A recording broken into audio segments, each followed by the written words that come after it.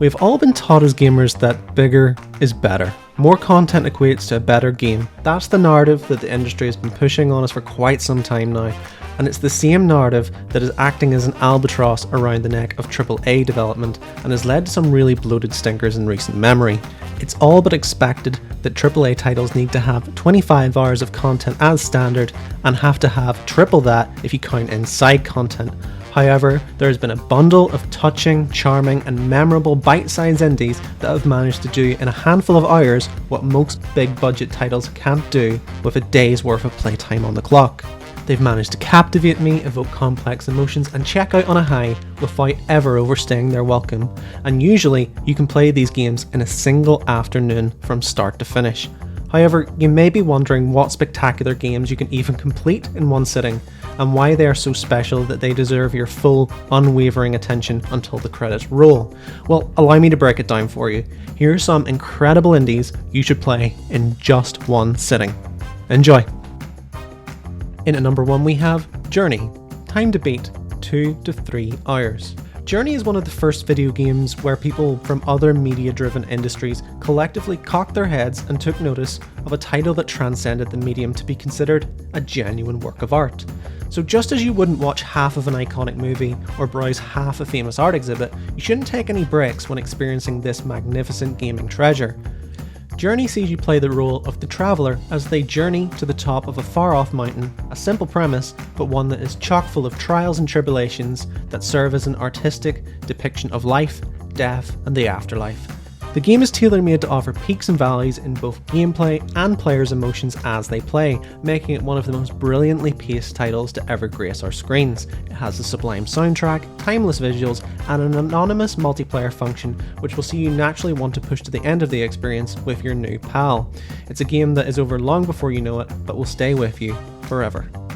In at number 2 we have Return of the Obra Dinn. Time to beat 6 to 8 hours. We've seen a lot of games that urge players to be detectives and crack a case. Some have done it pretty well, like Heavy Rain, Disco Elysium and Shadows of Doubt. However, I would argue that none have done it better than Return of the Obra Dinn. Return of the Obra Dinn places you on board the titular ship as an insurance representative to file a report of the events that transpired at sea. It sounds like a boring, bureaucratic slog, but as you soon find out, there is a seriously intriguing story to unravel aboard this vessel. Through flashbacks, players are able to hear exchanges between crewmates and examine tableaus of events to identify people aboard and piece together how each person on the ship met a grisly end. It's a game that I would recommend players complete in one sitting, as you need to stay as connected to each event as you can, as each scene is a piece of the puzzle, and time away from this title will only make the process harder. It's a nautical epic that you don't want to miss out on, and talented detectives should be able to finish this one in 68 hours, so go on, get on the case. In at number 3 we have Inside. Time to beat 3 to 4 hours. I was torn on whether I would give this to Little Nightmares, Limbo, or Inside, because I feel like you can only really include one on this list. However, of the 3, I would say that Inside is the strongest and offers a one and done experience that is chilling, challenging, and demands your full attention if you want to understand the world around you. Inside is a 2D side-scrolling puzzle platformer that has you play as a young boy who has escaped from his captors and must keep a low profile as he explores this dystopian setting to find a way to escape for good. If you were to play this game in segments, it would still serve as a very competent puzzle platformer, but the rich world design and subtle plot points would probably be lost on you. Inside story and its ending ask you to fill in the blanks and make sense of what has transpired, and only with a full understanding of the game as a whole will you be able to do that without googling Inside Story Explained. It's a title with excellent puzzles, a truly unsettling atmosphere, and a brilliantly paced runtime that makes a perfect way to fill an afternoon. In at number 4 we have Gone Home. Time to complete 2 to 3 hours. Again, I was faced with a choice of either Tacoma or Gone Home, and while I love Tacoma, Gone Home is easily the strongest of the two.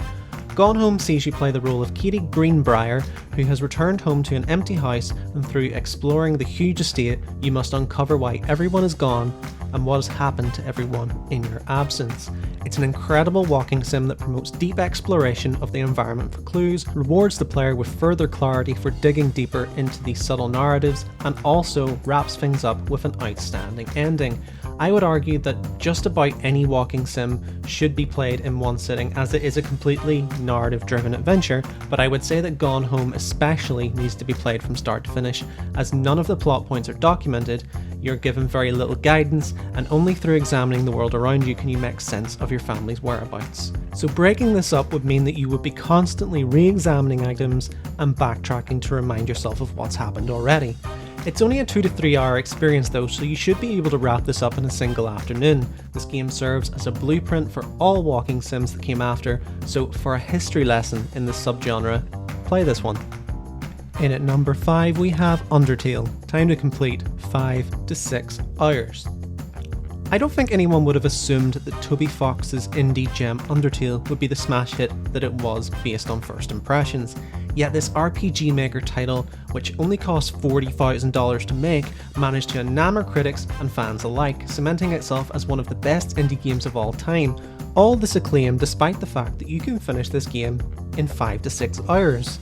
The game serves as a satirical jab at all the gaming tropes that have come before, using satirical humour, zany characters, bullet hell style combat, self-referential fourth wall breaking antics and much more to delight players and provide unbridled fun.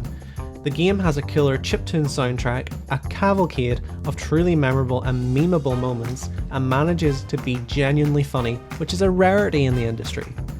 So why should you play it all in one go? Well, because the game is constantly making callbacks, has a series of running jokes, and asks players to remember things that could prove to be important later, meaning that taking a break could mean that you miss out on some great gags or interesting encounters.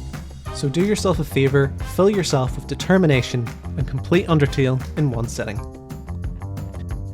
In at number 6 we have Norco, time to beat 5 to 6 hours.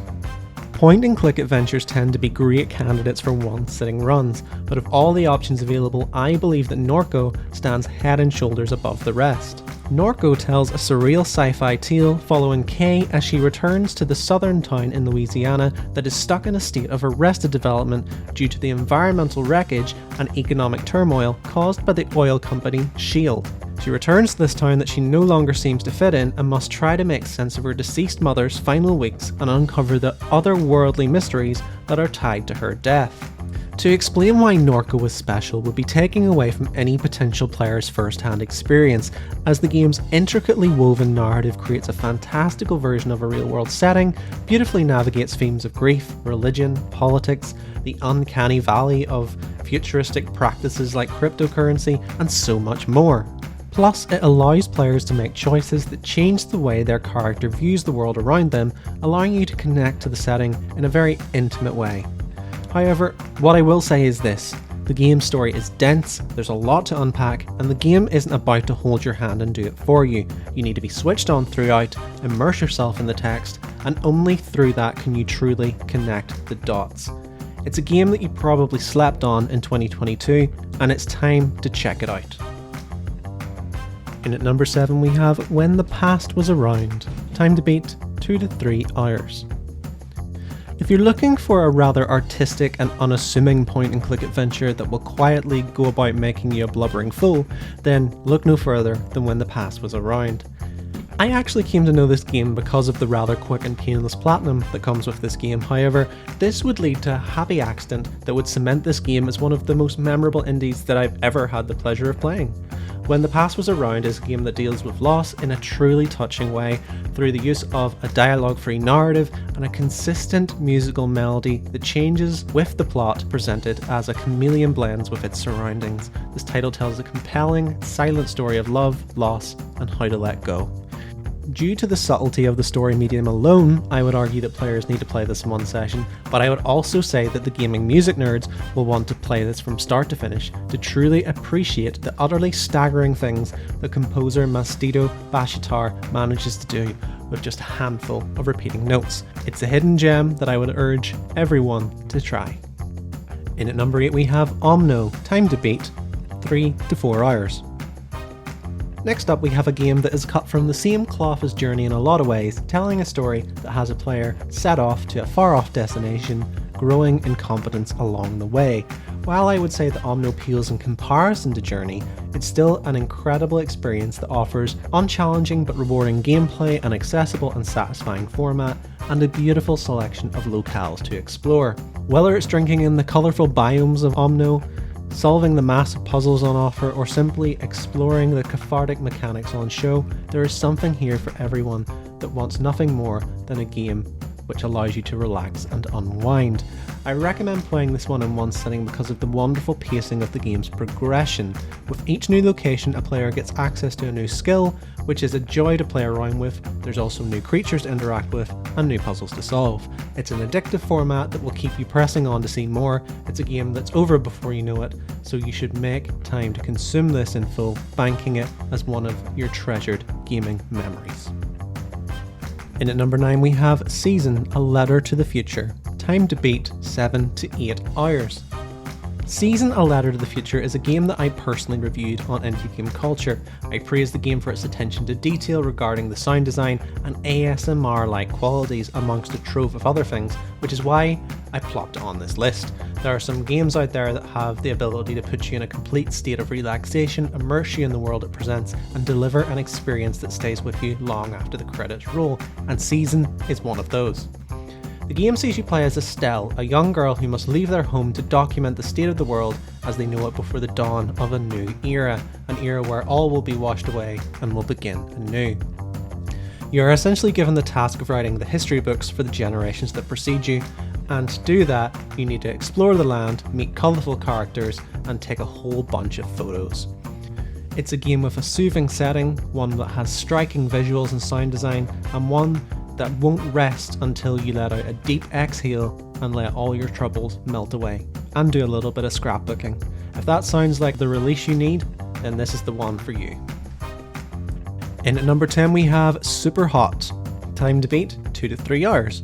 You ever wanted to adorn a dark trench coat, some ridiculous shades, and enter the Matrix? Well, of course you have. We have all dodged fake bullets and ran up walls pretending to be Keanu Reeves, right? Well, the parkour may not be possible, but the bullet time action certainly is when playing Superhot. This is a typical FPS shooter with a twist. Time only moves when you do, meaning that it's an FPS meets real-time strategy game where planning your next move really matters. It's a short affair that will see you work through meticulously crafted levels, shooting, dodging, and throwing projectiles to be the last one standing, and hear that baritone voice reward you with the line, "Super hot." You might think this is a pretty arcade-like title, so why would you play it in one fell swoop? Well, partly because it's short enough that you can, and it's addictively fun, but also because it's a very mechanically demanding game, and staying in a flow state will help you ace each level, become more proficient, and indeed, be the super hottest of them all. In at number 11 we have Minit. Time to complete 1 to 2 hours. I'm a sucker for a game that sticks me in a perpetual time loop and tasks me with finding a way to beat the cycle. In fact, we have another one slotted at the end of this list, so there's something to look forward to. However, before that we have a look at Minit, a game that asks you to play in 1 minute sittings, and in that time you have to explore your surroundings, get to know the world around you, and find a way to progress a little farther each time with every inevitable death. If I had to label it as anything, it would be a roguelike puzzler. It uses the classic top-down Zelda format to present a compelling time-loop puzzle in a cute, pixel, monochrome style that is nothing short of charming, and best of all, the game can be beaten in a little over an hour if you really hustle, making it a title that's great if you only want to play for a very short window. However, I would urge all players to play from start to finish in one sitting, as this game can be rather hard to return to without starting over again. You need to have an intimate knowledge of the environment, the shortcuts created, and the clever workarounds. So to avoid getting all dazed and confused, make this a one and done experience. In at number 12 we have Brothers: A Tale of Two Sons. Time to beat 2 to 3 hours. Brothers: A Tale of Two Sons is a title that showcases in a rather unassuming way how one bit of clever game design can be used to weave a powerful narrative. On the surface, this title is a puzzle platformer that requires the player to control two brothers simultaneously using twin sticks on the controller to venture out into the wilds to get medicine for their ill father. The premise is simple, but over the course of the runtime, the game presents an unbreakable bond between these two siblings, the importance of family ties, and eventually presents in a gut-wrenching fashion what it feels like to sever that bond. Brothers: A Tale of Two Sons is a masterclass in how to combine game design and narrative to create something greater than the sum of its parts, which makes it an essential play for all indie fans. However, it's also a game that deserves an unbroken playthrough, as the rich narrative and supporting gameplay mechanics culminate in an emotional sucker punch that will only take full effect if you have been with these two siblings for the whole journey, immersed in their story. In at number 13 we have Unpacking, time to complete 3 to 4 hours. This is one I was kind of on the fence about when adding things to this list, because I can see the argument that completing this game in level by level increments could be a way to break up the monotony of sorting household items into their natural habitats.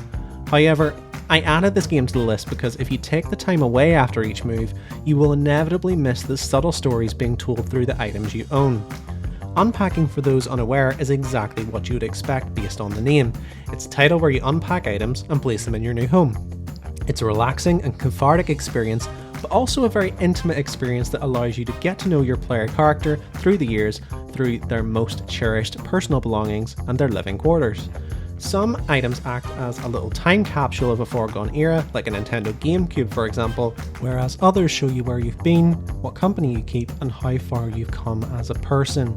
None of this subtle narrative quite lands unless you play through the moves in relatively quick succession, noting the changing of the times and how your items blend seamlessly into the home of someone you love.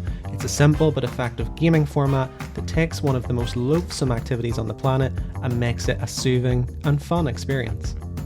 In at number 14 we have Coffee Talk, time to complete 3 to 4 hours. I've never been a huge fan of visual novels, which is surprising because I love text-based adventures. Visual novels tend to lack that one key component that I crave, and that's control. The story tends to happen around you, and you acting as a random bystander, which, for all intents and purposes, is exactly what happens in Coffee Talk. However, on this occasion, I was pleasantly surprised by how interactive and immersive the experience was. In this title, you play as the owner of a coffee shop that only opens in the dead of night, and your role throughout this game is to create the perfect drinks for all your clientele, alongside getting to know their respective stories. For the most part, these stories are interesting, the characters are relatable and well written, and the setting where all mythical races coexist in an otherworldly reimagining of Seattle is pretty fascinating too.